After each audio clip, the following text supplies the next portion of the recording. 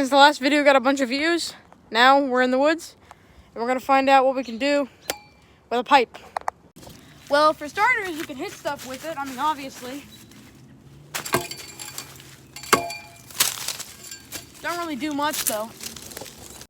Second thing, didgeridoo.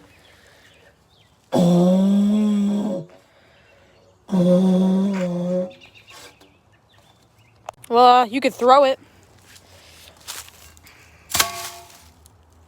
Now I gotta go get it. Okay, so we got it. We can put it in the water like this.